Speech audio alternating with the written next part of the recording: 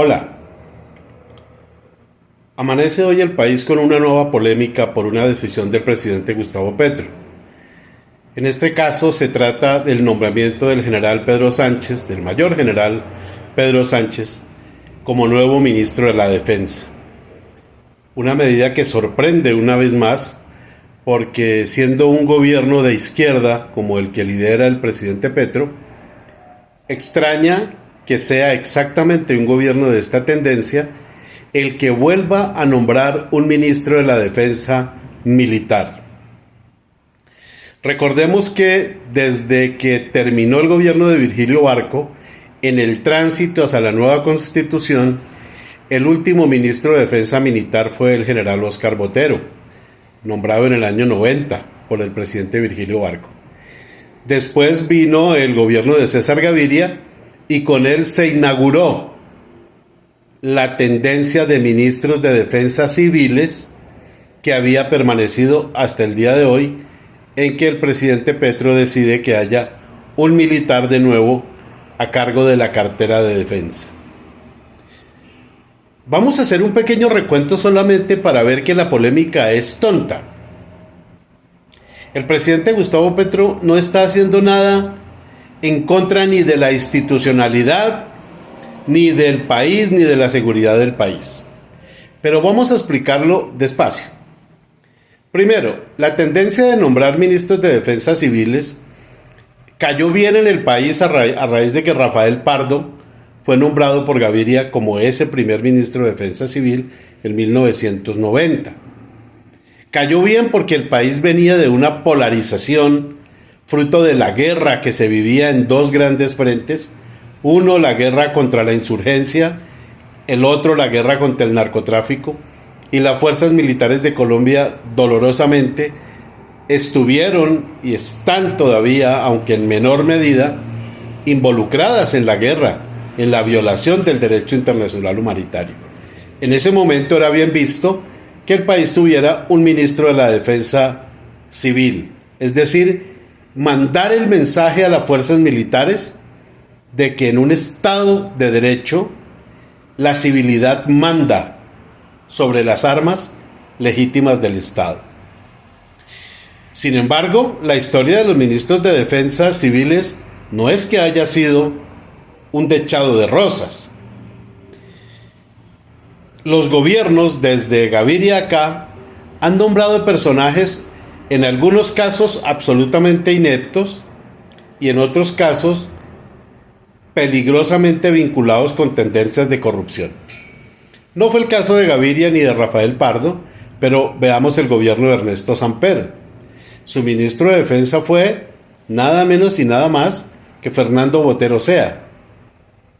Fernando Botero Sea, hijo del pintor Fernando Botero y además hijo de Gloria Sea, de una de las familias más tradicionales que tenía Bogotá en esa época, nieto de Germán Sea, un político de tiempo completo en Colombia, y ya sabemos el escándalo doble que tuvo el doctor Botero Sea. Por un lado, el ingreso de dinero a la campaña por parte del narcotráfico, el cártel de Cali, que él mismo se encargó de destapar que el presidente Samper sí sabía, y ahí se acabó su amistad.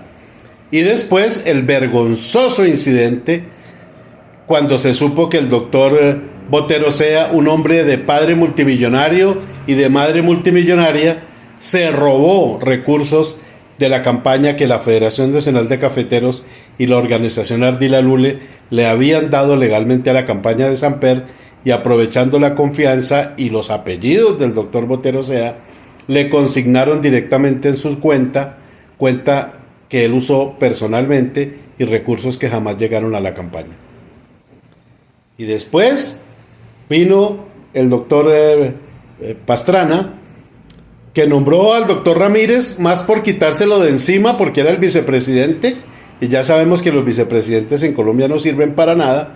Entonces Pastrana lo nombró en el Ministerio de Defensa para quitárselo de encima.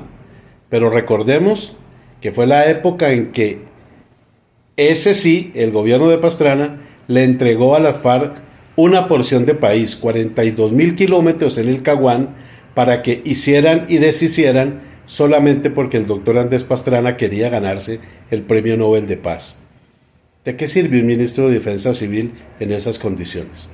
Y luego vino el gobierno de Uribe. Imagínense, nombra a Marta Lucía Ramírez, una señora que el mérito más grande que tiene fue que fue modelo y muy bonita, de joven. Pero bajo esas faldas se dieron temas tan graves como la Operación Orión, en donde los paramilitares dirigieron un operativo criminal en la ciudad de Medellín. Luego nombró a un señor que era de seguros, un ejecutivo de seguros. ¿Para qué lo nombró Uribe? Para él mandar y saltarse al ministro de Defensa. Importaba muy poco si era civil o si era militar, un absoluto desastre.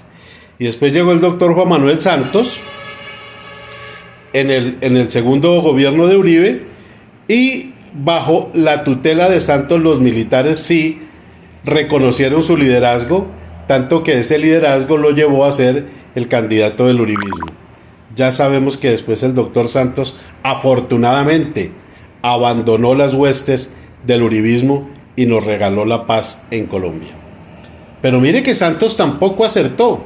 En su segundo periodo nombró a Juan Carlos Pinzón, un hombre que lo único que hacía era meterse a los clubes militares a tratar de tumbar al presidente. Y lo mantuvo casi 4 años. Y sin embargo, este ministro se puso a torpedear la paz de todas las formas posibles. Para mí cometió delitos graves, no sé cómo está libre el doctor Pinzón y cómo quiere aspirar otra vez a la presidencia de la República. Ahora, en el gobierno de Duque ni hablemos, porque es que el gobierno de Duque fue un dechado de ineptitud en el que no vale la pena registrar nada. Es que no hubo registro, casi ni siquiera para la historia. Unos programas de televisión que hacía durante la pandemia en que eran absolutamente ridículos. De resto, no más. Ya en el gobierno del doctor Petro nombra a Iván Velázquez, un hombre reconocido en el sector jurídico por su lucha por los derechos humanos, tanto a nivel nacional como internacional. Y ahora viene el general Pedro Sánchez a liderar una vez más las fuerzas militares. Bienvenido el general Pedro Sánchez. El presidente no ha cometido ninguna falta. Imagínense los argumentos en contra que dan, que es que se saltó a no sé cuántos generales. ¿En qué parte de la Constitución dice que el ministro de la Defensa tiene que estar en la línea de mando? ¿En qué parte de la Constitución dice eso?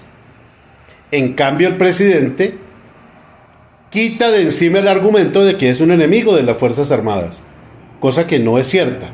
Gustavo Petro ha cometido muchos errores como presidente, pero salir a decir abiertamente que es un enemigo de las fuerzas militares es mentira. Él lo que ha tratado es de pulir una institución que tiene muchísimos bemoles en materia de derechos humanos.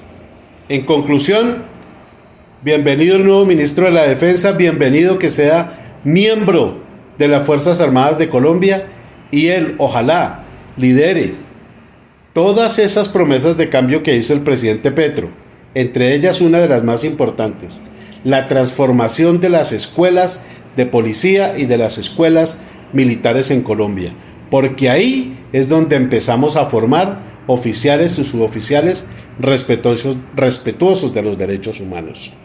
Bienvenido, general. Bienvenido para Colombia, bienvenido para la paz de Colombia. Soy Germán Cárdenas González y esto es GerCargo, noticias en contexto.